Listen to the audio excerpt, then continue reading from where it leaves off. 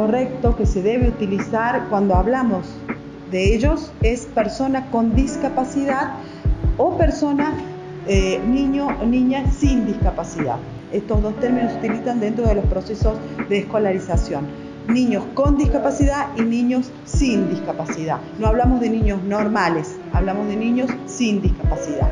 Siempre anteponiendo la palabra persona porque son sujetos de derecho.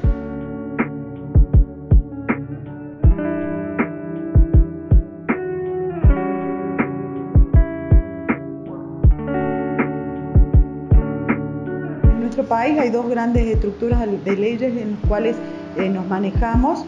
Junto a la Convención Internacional de las Personas con Discapacidad está la Ley Integral de Personas con Discapacidad, que es una ley vieja, es una ley del año 82, de la época del proceso, pero que ha sufrido varias modificaciones a lo largo de la historia. Y en el año 2011 esta ley se incorpora una palabra que es importantísima, que es la palabra integral.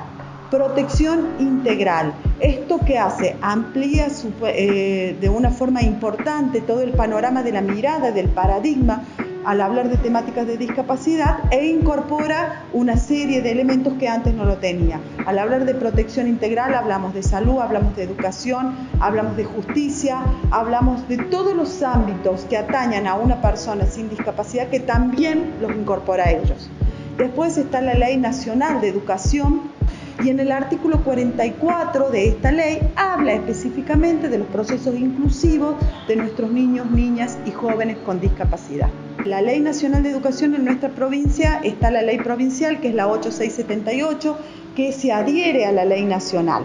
Además está el artículo 24 de la Convención Internacional de los Derechos de las Personas con Discapacidad, que también está adherido en nuestro país y que habla específicamente de los derechos de nuestros niños, niñas y adolescentes a la educación común. No normal, educación común, de modalidad común. Soy Jessica Narváez, soy mamá de Lautaro Narváez, que fue un niño prematuro y bueno, tuvo sus complicaciones durante los primeros meses de nacido, por lo que tuvo que estar internado y bueno, y actualmente tiene 7 años, está cursando el 2º grado de la primaria, comenzó en el jardín maternal Pimpollito, en donde en realidad en ningún momento le descubrieron alguna patología, alguna cosa que lo diferenciara del resto de los niños. Ya cuando entró en el jardín, en la salita de 4 del jardín de Barrio Mayo, ya la señora al mes ya había notado algunas diferencias, como por ejemplo que no se podía quedar quieto, mucha distracción al momento de que lo hablaban, al momento de hacer alguna actividad, y me habla, me dice: mamá, lo veo a Lauti algo distraído, que no se puede quedar quieto, no puede permanecer dentro de la salita, y me dice: noto que le pasa algo, así que vamos a evaluarlo. Bueno, en realidad lo vamos a mandar a evaluar a la escuela especial, al gabinete de la escuela especial Amor y Esperanza. Es un gabinete interdisciplinario, está constituido por varios profesionales. Nosotros en este momento tenemos una psicóloga, kinesióloga, fonoaudióloga, terapista ocupacional y la psicopedagoga. Y básicamente trabajamos en todo lo que es el asesoramiento, el apoyo a los docentes, se trabaja en función obviamente del aprendizaje de los estudiantes, se trabaja con las entrevistas iniciales con los papás, hay un trabajo con los papás también de los niños que asisten a la escuela, hacemos todo el periodo de diagnóstico y la ubicación de los alumnos en las diferentes salas. Cuando me llaman para evaluarlo, me acuerdo qué fecha fue, pero lo llevé al Lauti, bueno, lo llevaron a evaluar y me dijeron: sí, lo notamos bastante hiperactivo, pregúntalo si él no estaba tomando algún medicamento. Me dijeron: vamos a tener una reunión con el jardín, con la dirección del jardín, para ver cómo hacemos. Y recuerdo que apenas comenzó mayo, me dijeron de que lo iban a tener permanentemente hasta que más o menos se estabilice en la escuela especial. Es como que a mí me dio un shock. Con respecto a la formación en la escuela especial, hay mucho prejuicio y es una condición a la cual los papás y las familias se resisten mucho, ¿no? Y lo que ellos plantean es, no, mi hijo tiene el derecho de ir a una escuela común, lo cual es verdad y es cierto porque la ley así lo determina. Pero lo que debemos plantearnos en esta circunstancia es en qué condiciones vamos a llevar adelante este proceso inclusivo en escuela común.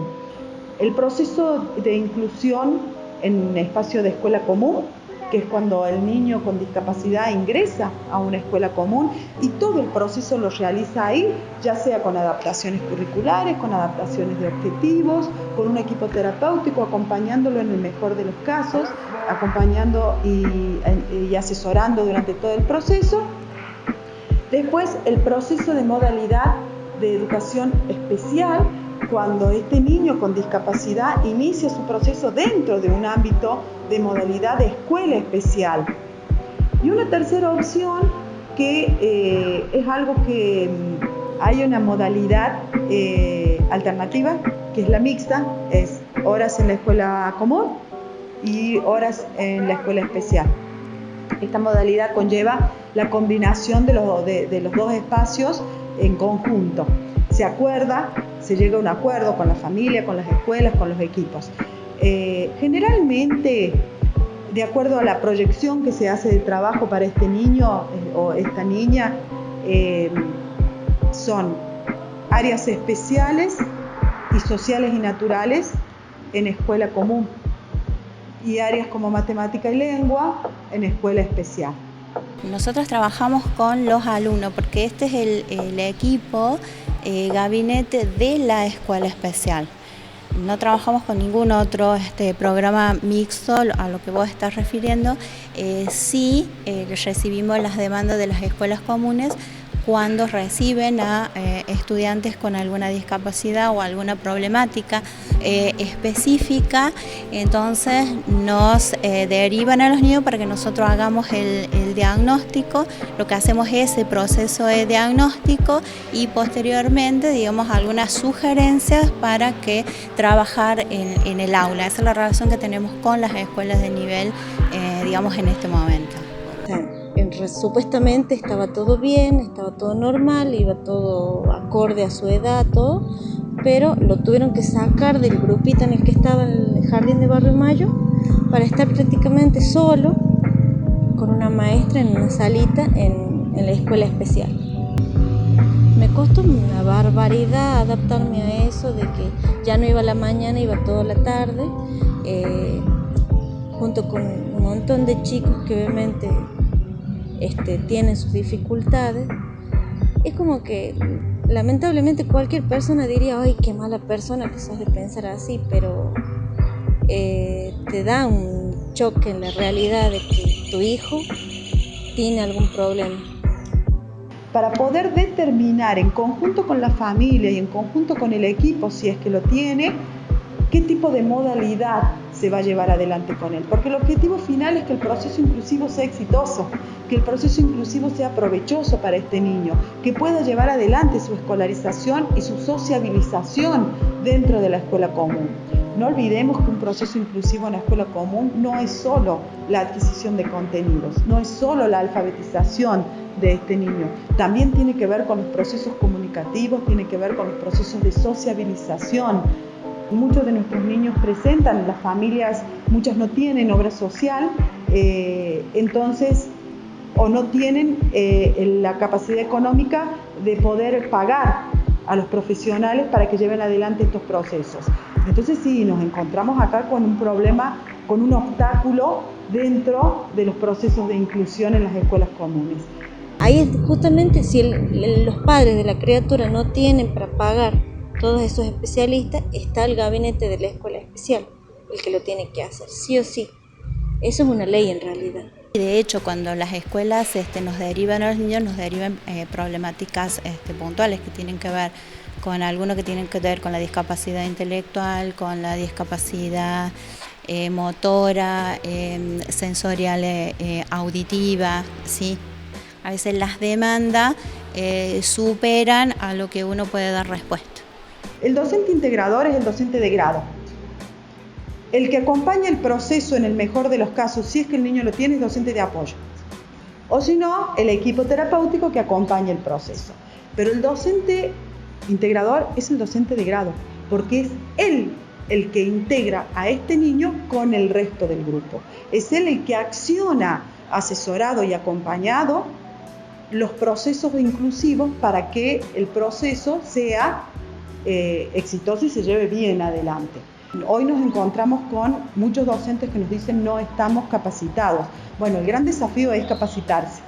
El gran desafío es empezar a formarnos, porque no va a desaparecer, no van a dejar de llegar niños con discapacidad a las escuelas comunes. Y si me mantengo dentro de estos espacios áulicos de escuela común y tengo que capacitarme, porque no puede ser hoy una excusa decir no estoy capacitada. Bueno, mi nombre es Jessica Díaz, yo estoy en el segundo año de la carrera de licenciatura en comunicación social. Tengo una discapacidad motriz, ella es una parálisis cerebral espástica agudizada con una escoliosis. Yo lo tomé la licenciatura en comunicación social como la libertad que mi cuerpo no tiene. Ese fue el lema por el cual yo decidí hacer la carrera. Porque yo primero empecé como un juego a trabajar en lo que es la comunicación social desde el Consejo de Discapacidad de Chilecito. Yo siempre quise estudiar la carrera, pero nunca lo hice por una cuestión económica. Yo vivo a 3 kilómetros del centro, en el barrio Esteban Inestal, y se dictan clases acá y por lo tanto tenés que tener dinero para poder trasladarte. Y yo me mantengo con una pensión por discapacidad, entonces me es imposible. Era la intriga por entrar al mundo universitario, pero yo no sabía con lo que me iba a encontrar. Si bien es cierto, yo sabía que era un mundo totalmente diferente al que yo estaba acostumbrada a tratar. Más allá de que yo sé lo que es el mundo educativo, porque yo hice toda la primaria en una escuela normal, y poder cursar todas las materias aprobándolas con buenas notas. Entonces, eso fue hasta mitad de primer año. Y bueno, en la otra mitad del año yo ya me di cuenta que no podía y me empecé a frustrar. Yo sentía que tenía todo. Tenía un grabador para grabar las clases, tenía las fotocopias, venía a clase, me informaba, preguntaba si no entendía, tenía todo, pero yo sentía que yo fallaba como persona. Entonces, no, decía yo, voy a dejar. Y bueno, y ahora ya segundo año estoy haciendo 2 de segundo y recursando una de primero. Yo la parte de integración en lo físico, o sea, a nivel estructura está, pero a nivel educativo muchas veces no. No, yo creo que lo que faltó en este sentido es un poco de asesoramiento hacia los docentes, hacia los profesores, para que ellos puedan llegar a los alumnos que no son, entre comillas, normales, como ellos los llaman. Yo entiendo que para ellos puede ser difícil, están acostumbrados a tratar con un grupo de gente que según sus ojos son normales, y de repente le viene una persona que es totalmente diferente, o que no saben cómo llegar porque nunca antes habían tenido un caso así. Entonces por ahí es como que para ellos también es complejo, porque imagínate, vos estás acostumbrada a tratar con un grupo de personas, de repente te viene alguien totalmente distinto que vos no conocés y que necesita tu ayuda y vos no sabés cómo brindársela porque no tenés las armas para hacerlo. Pero no porque seas mala, sino porque no te lo esperabas. Entonces nunca te preparaste. Para mí ha sido muy duro el camino porque yo a cada uno de ellos les tuve que explicar cuál era mi falencia y, o sea, en qué necesitaba ayuda y en qué no. Y yo les pedía a la mayoría de los profes que nos sentáramos a ver de qué manera ellos podían enseñarme para que yo pueda entender y poder avanzar. Yo no pretendía no pretendía ni pretendo tener privilegios, sino el hecho de poder de que adapten el contenido. No es quitar el contenido, sino por ejemplo el tema de la fotocopia. Yo en mi caso tengo problemas de vista, entonces yo no puedo trabajar con una fotocopia que tenga letras pequeñas. Yo necesito una fotocopia que tenga letras grandes, no tampoco tan inmensas, sino una letra que sea legible, porque hay muchas fotocopias que tienen la letra como si fuese el prospecto que te da un médico. Ahí te encuentras con, aunque puedo decir, la institución está acorde para que te recibirte, pero el material de estudio.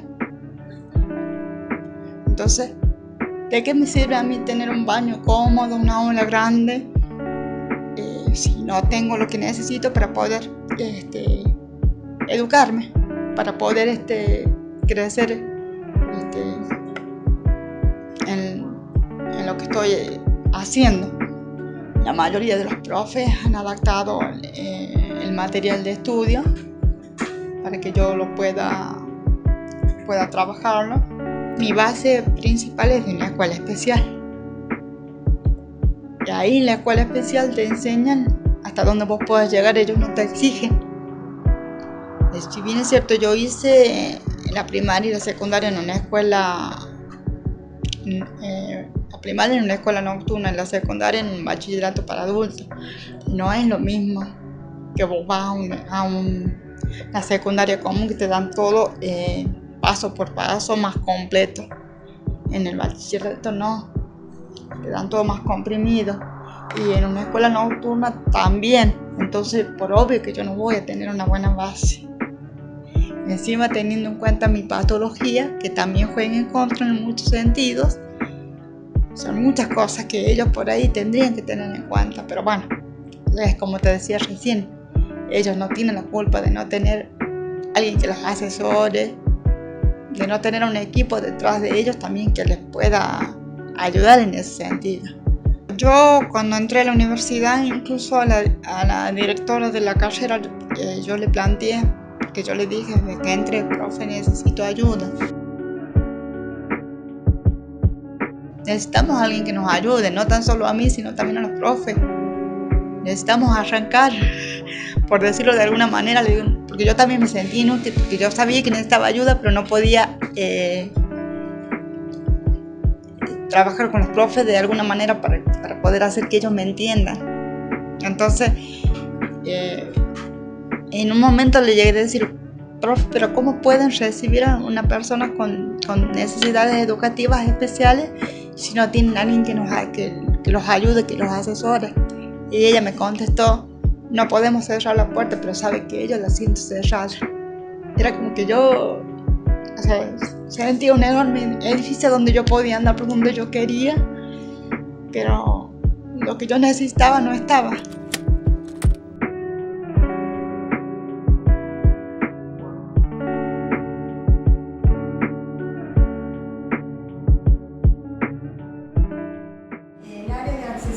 Y discapacidad es un área creada recientemente durante el año 2019 en el seno del Departamento de Ciencia de la Educación y la Salud.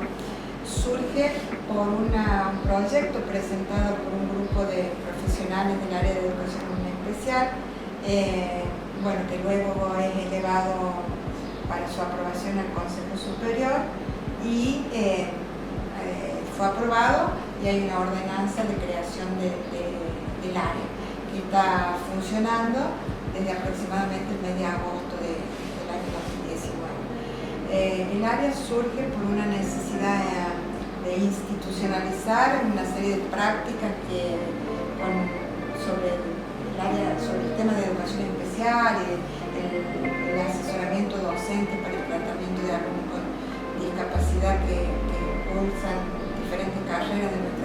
discapacidad puntualmente. Un equipo de 4 docentes. El director de nuestra área es la licenciada Roxana Quiroga, que es la directora del Departamento de Ciencia de la Educación y la Salud. El área se creó por la necesidad de ver cómo trabajar y cómo asegurar, digamos, la educación superior a alumnos que están en situación de discapacidad o con discapacidad, que ellos tienen todo el derecho de acceder a los estudios superiores como cualquiera de nosotros. A la par de eso se fueron dando otras acciones que ayudó a que esta área también se cree. Una es la convocatoria de políticas universitarias para presentarnos con el proyecto Nexos Accesibles. Nexo tiene que ver con una articulación entre nivel secundario y nivel universitario, acciones de articulación entre esos dos niveles, y tiene que ver específicamente con asegurar el ingreso, la permanencia y el egreso de los estudiantes con discapacidad, tanto en el nivel secundario como en el nivel universitario. Nosotros hicimos un relevamiento y respondimos a algunas demandas de algunos directores de carrera en relación a que hay alumnos actualmente que están con discapacidad.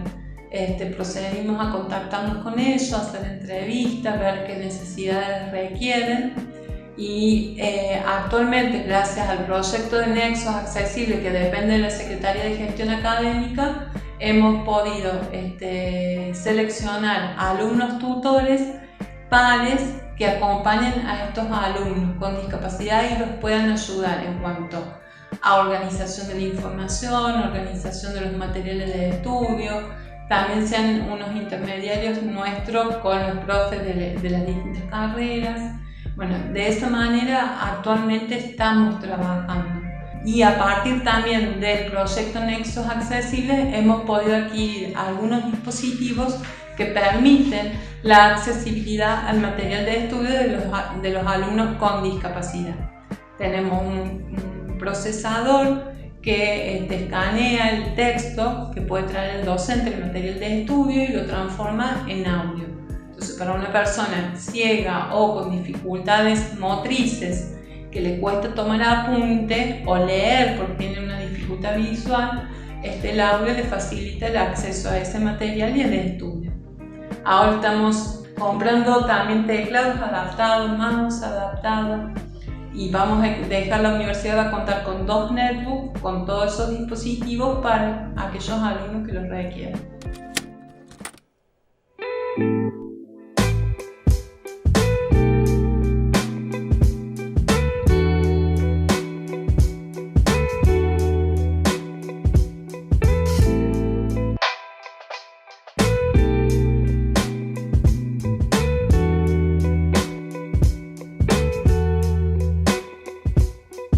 Hoy en día estoy trabajando con esa área y a muchos de los profesores que están dentro del área yo los conozco, porque los conozco de la escuela especial y me está ayudando mucho porque, las profesoras a trabajar ya en lo que es una escuela especial, ellos ya saben cuáles son las técnicas que deben usar, no necesitan mucha explicación de mi parte para que ellos poder entender y saber qué tipo de adaptación con el material de estudio tienen que hacer. Entonces me es mucho más fácil. Hay muchos espacios de escuelas comunes donde ponen toda la voluntad, donde realmente hay ganas de trabajar en estos procesos, y hay otros en los que no, que cuesta más.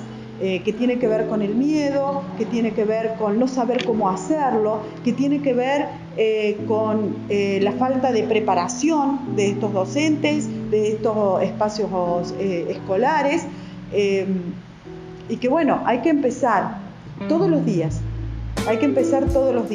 y donde no hay formación hay que formar, y donde hay miedo hay que desmistificar el miedo, y donde no encontramos espacios para trabajar, hay que seguir golpeando la puerta y hay que seguir dándole a estas escuelas herramientas para poder recibir estos niños que no vienen en las mejores condiciones, que no vienen en condiciones óptimas, porque muchos llegan sin diagnóstico, Muchos llegan, los docentes no sabían que presentaba algún tipo de discapacidad hasta que no lo tienen dentro del aula. Aulas superpobladas, aulas donde se encuentran más de un niño con discapacidad algunas veces, donde no hay equipo terapéutico que acompañe, donde la familia no presenta las mejores condiciones para llevar adelante este proceso, por distintos motivos, por distintas razones, que no nos corresponde a nosotros juzgarlos, sí acompañarlos, sí asesorarlos, sí hacer todo lo posible en contexto de familia para que el proceso inclusivo de este niño sea exitoso, en el mejor de los casos, no sea frustrante y le haya dejado, porque sabemos que en algunos casos no culmina de la mejor manera, pero que le haya dejado en otros ámbitos, en el ámbito de la comunicación, en el ámbito de la sociabilización, en el ámbito de lo emocional, muchos aportes. Voy preguntando mientras tanto, ¿cómo lo veías vos a Lauti hoy, ya que sabe escribir su nombre, ¿has notado que el sistema educativo le ha, en este último año o en este último mes, en estos últimos meses del año, perdón, va avanzando? ¿Hay una mejoría, digamos, en su nivel cognitivo? No sé qué palabra poner. Sí, en este caso, sí, cognitivo-conductual, sí.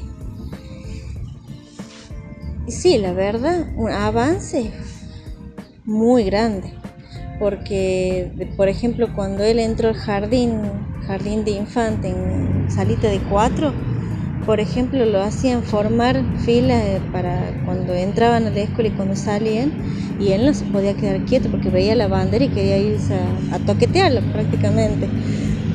Y hoy en día uno lo para y él es el que está haciéndolos callar a todos para que presten atención a cuando están recitando la oración a la bandera. Él sigue ahora las reglas, que es lo que le costaba mucho, porque obviamente en jardín, jardín maternal, obviamente no, es puro juego. Jardín de infantes ya es como que te van ya imponiendo reglas para prepararte para la escuela.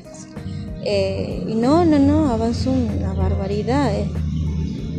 O sea, sabe leer y escribir, tiene todavía sus rasgos de que no se puede quedar quieto, uno le cuesta mucho el tema de la espera, que todo el tiempo estoy así, que todo el tiempo, Lauti, espera, o cuando me quiere hablar encima le digo, Lauti, espera, estoy hablando con alguien, pero no, es mínimo, ¿no? Lo que era antes, o sea, antes era tranquilito, pero no sabía qué hacer, ahora es, entre comillas, tranquilo, pero por lo menos es un señor para quedarse quieto. Es eso. Es más, además de todo lo que es la escuela común, las terapias, la psicopedagoga, todo, está teniendo sus actividades extra, que son artes plásticas, música, va a batería, hace taekwondo. O sea, todo eso como que le están enseñando lo que es la disciplina, más que todo taekwondo, porque todo el tiempo le están diciendo, Lauti quieto, Lauti respira, Lauti ponete así, Lauti.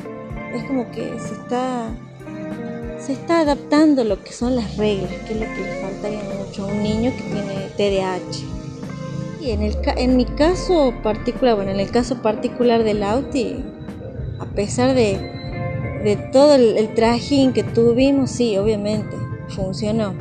Y esto es trabajo en realidad en equipo, tanto de la escuela especial, la escuela común, los familiares, también su predisposición para aprender, porque una criatura, nunca vas a encontrar una criatura que no tiene ganas de aprender. En primera instancia, esto es para trabajar al interior, para resolver nuestras problemáticas desde la accesibilidad al nivel superior.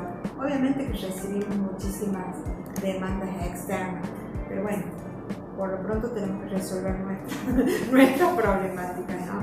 Así que pero eso se está trabajando mucho y bien, y los profesionales son muy responsables y sobre todo muy comprometidos.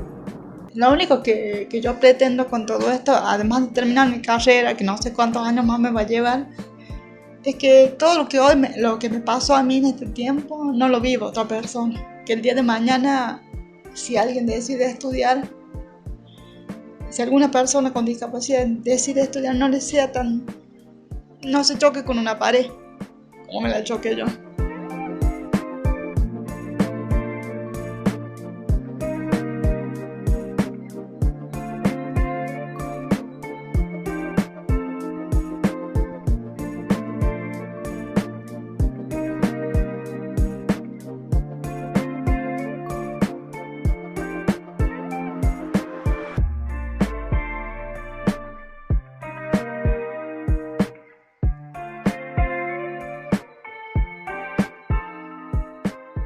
Y mira, yo aconsejaría que haya mejor seguimiento individual, en realidad, a los niños que ingresan a primer grado. En el caso de escuela primaria.